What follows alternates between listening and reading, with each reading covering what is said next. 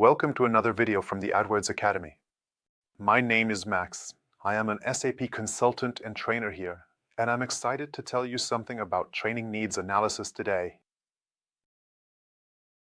Next, I would like to show you step by step how a training needs analysis can be conducted. At this point, it's important to say that I will mention 5 key points that are important to me when I conduct a training needs analysis. These 5 points can, of course, be shortened or expanded as needed. And that means it should not represent the blueprint for how a training needs analysis is presented. Very well, the training needs analysis step by step. As the first point, which is super important, is to clarify the objectives.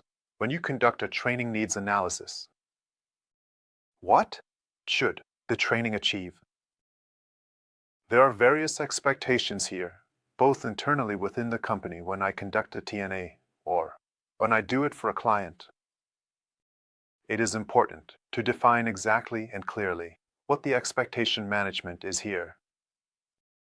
What is specifically expected of me? Essentially. Next, we try to analyze the current state. This means where do the employees currently stand? There are various methods for this, such as interviews, workshops, surveys, or even by observing the respective work steps. What is the goal here? The goal is to precisely determine what the current state is. What can the employees do today? Are we starting from scratch, or are there already certain skills we can build upon? After we have analyzed the current state, it logically follows to define the target state. At this point, I always recommend coordinating closely with the client or internally with project management to determine where the entire journey should lead. Of course, one could say that the employees should be as proficient as if they were doing it every day. However, this is often associated with high costs or time. From here, or rather from there. Set realistic expectations and also establish realistic definitions. Step number 4 is to derive the training measures. Now that we have determined and defined the current and target states, it is important to precisely determine which training measures we will use for what.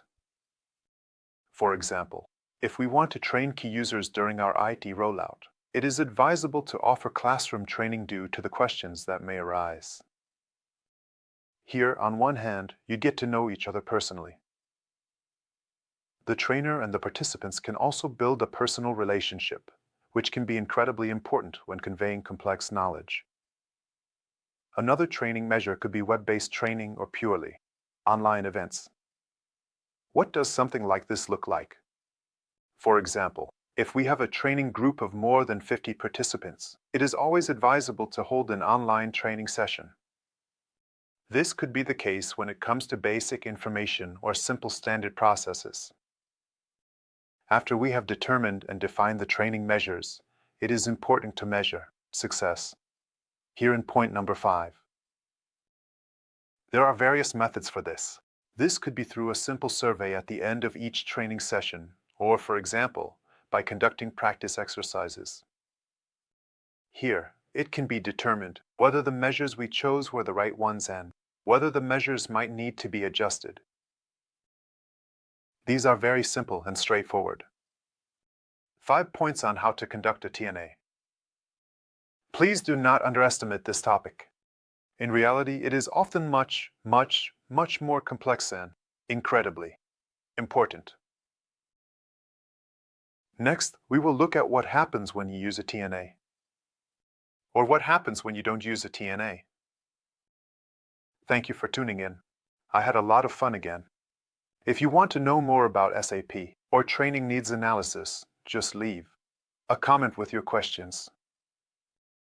If you want, feel free to subscribe and activate the bell. I look forward to seeing you, your advist-Academy. See you then.